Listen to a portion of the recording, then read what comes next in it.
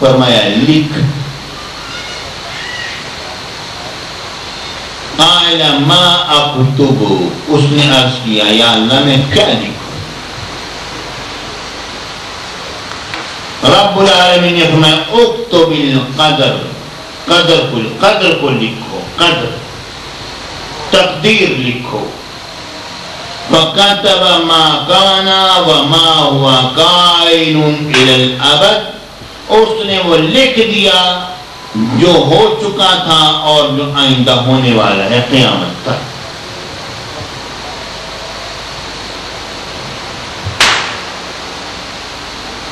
پیارے بھائیو، اس حدیث پاک کے ذرا جملوں پر غور کرو. قلم نے سب کچھ لکھ دیا ہے. اور دوسری حدیث پاک میں آتا ہے میرے آقا حضور علیہ السلام نے فرمایا جف القلم وجرت المقادیر، قلم خشک ہو گیا اور تقدیریں جاری ہو چکی ہیں. سب کچھ لکھت میں آ چکا ہے. پہلی حدیث جو میں نے پیش کی ہے اس کی ذرا فقاہت پر تھوڑا سا غور کرو، پھر ہم آگے چلیں. وہ یہ ہے کہ میرے آقا نے فرمایا کہ قلم نے عرض کیا یا اللہ میں کیا لکھوں. رب نے فرمایا اکتب ما کان وما ہوا کائن الی الابد، لکھو جو ہو چکا اور جو آئندہ ہوگا. ٹھیک ہے نا، یہ جملے پر غور کرنا. اور ہم لوگ ایک حدیث پاک پیش کرتے ہیں ہمیشہ لوگوں کے سامنے، اور وہ حدیث کیا ہے؟ حدیث یہ ہے کہ میرے آقا نے فرمایا یا جابر اول ما خلق اللہ نور النبی کا من نورہ. میرے آقا نے فرمایا اے جابر، اللہ نے سب سے پہلے تیرے نبی کے نور کو اپنے نور سے بنایا. اللہ.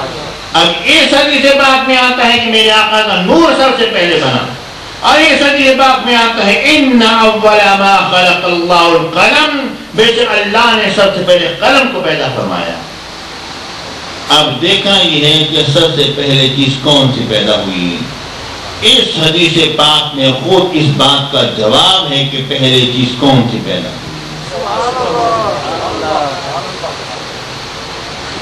وہ یہ ہے کہ رب نے قلم کو فرمایا اکتب ما کان وما ہوا کائن الی الابد، لکھ دے جو ہو چکا اور جو آئندہ ہوگا. یعنی کچھ ہو چکا تھا جس کے بارے میں فرمایا جا رہا ہے کہ تو لکھ دے.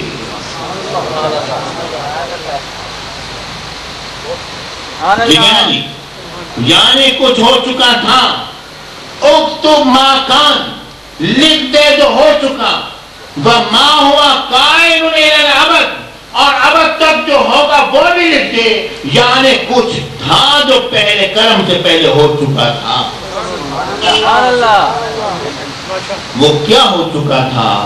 وہ وجود محمدی جو ہے اس کا اظہار ہو چکا تھا.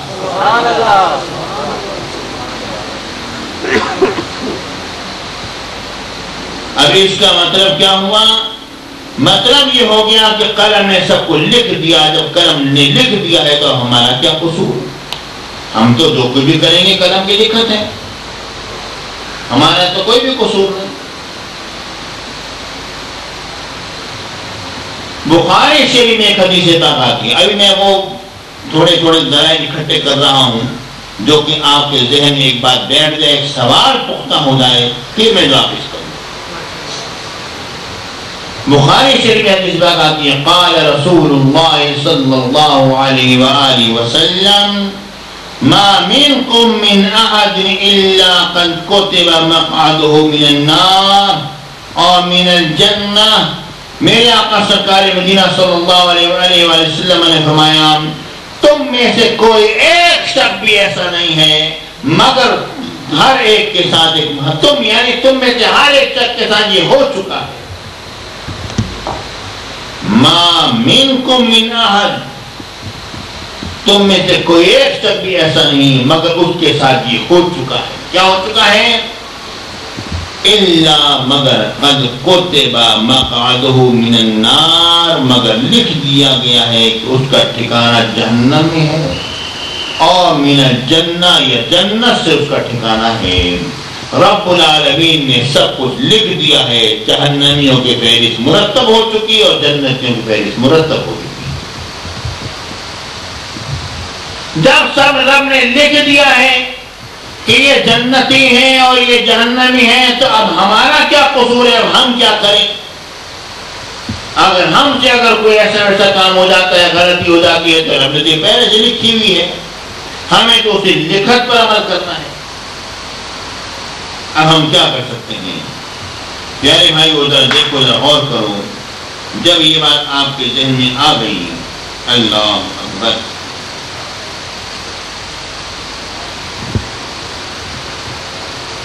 تو اب میں ایک بات پیش کرنا چاہتا ہوں. اللہ رب العالمین نے تو یقیناً سب کچھ لکھ دیا، لیکن ہماری جان نہیں چھوٹے گی. جو کچھ بھی ہم کریں گے ہماری جان نہیں چھوٹے گی. وجہ کیا ہے؟ وجہ یہ ہے کہ ایک طرف تو رب العالمین نے فرمایا، میرے آقا نے فرمایا کہ رب العالمین نے سب کچھ لکھ دیا، اور دوسری طرف کچھ اور بھی ارشاد ہو رہا ہے. جب میرے آقا نے یہ بات ارشاد فرمائی، جب پر قلم و جنت المقادیر، قلم خشک ہو گیا اور تقدیریں جاری ہو چکی ہیں، صحابہ کرام نے عرض کیا یا رسول اللہ افلا نتکل، حضور اب کیا ہم ہاتھ پہ ہاتھ رکھ کے نہ بیٹھ جائیں؟ اب کیا ہم تقدیر پر بھروسہ کر کے نہ بیٹھ جائیں؟ جو ہونا تھا وہ جو لکھا گیا وہی ہوگا. میرے آقا سرکار مدینہ صلی اللہ علیہ وسلم نے فرمایا نہیں، اس طرح نہیں کرنا ہے. کل میسر لما خلق لہ، ہر شخص کے لیے وہ چیز آسان کر دی گئی ہے جس کے لیے وہ پیدا کیا. سبحان اللہ. اس کا مطلب کیا ہوا؟ ہر چیز آسان، ہر شخص کے لیے وہ چیز آسان کر دی گئی ہے جس کے لیے وہ پیدا کیا گیا ہے. پیارے بھائیوں، اس کا مطلب جو ہے یہ بڑا باریک مسئلہ ہے. ابھی تو میں صرف دلائل ایک طرف کی پیش کر رہا ہوں، ٹھیک ہے نا؟ آپ ذرا غور کیجئے میرے آقا کے اس فرمان علی کا مقصد کیا ہے. مقصد اس کا یہ ہے کہ اے میرے پیارے صحابیوں، اے میرے پیارے غلاموں، اے مومنوں، تم نے ہاتھ پہ ہاتھ رکھ کے نہیں بیٹھنا ہے. وجہ یہ ہے کہ قلم نے جو لکھا ہے وہ اس کے مطابق لکھا ہے جس کی طاقت تمہارے اندر ہے. جو تمہاری رغبت ہے وہ قلم نے لکھی ہے. ہر شخص کے لیے وہ چیز آسان کر دی گئی ہے جس کے لیے وہ پیدا کیا گیا ہے. مطلب یہ ہے کہ تم تو اپنے من کے تابع ہو کر چلو گے. جس کے لیے آسان کر دیا گیا ہے کہ وہ دن بھر بیٹھ کے گانا سنے، وہ گانا سنے گا. اور بعض لوگوں کے کانوں میں اگر گانے کی بھنک بھی پڑ جائے تو ان کے دل پر بوجھ ہونے لگ جاتا ہے. الحمدللہ اللہ کا کرم ہوتا ہے اس شخص پر جس کی کیفیت. اور بعض لوگ ایسے ہوتے ہیں کہ اگر نعتیں ایک سے زیادہ سن لیں تو ان کی طبیعت میں ہلچل مچ جاتا ہے، یہ کیا ہو رہا ہے. ٹھیک ہے نا؟ یعنی مطلب یہ ہے کہ ہر شخص کے لیے وہ چیز آسان کر دی گئی ہے جس کے لیے وہ پیدا کیا گیا ہے. مطلب یہ ہے کہ جس طرح کی طبیعت اور مزاج ہے ویسا کام آسان کر دیا گیا ہے، اور جو کچھ آسان کر دیا گیا ہے اسی کے مطابق لکھ دیا گیا ہے. جان لیا گیا ہے کہ یہ میرا بندہ، اس کا مزاج ایسا ہوگا، جیسا مزاج ہوگا ویسا لکھ دیا گیا. سمجھانے کے لیے ایک بات کہتا ہوں، ذرا غور کیجیے. سمجھانے کے لیے بات میں یاد کرتا ہوں. بعض لوگ بڑے ذہین ہوتے ہیں، وہ اپنے دوست کی نیچر سے، اس کی طبیعت سے، اس کی جبلت سے واقف ہوتے ہیں. انہیں پتا ہوتا ہے کہ اب وہ یہاں سے جائے گا تو جا کر وہ کیا کرے گا. اس طرح ہے یا نہیں ہے؟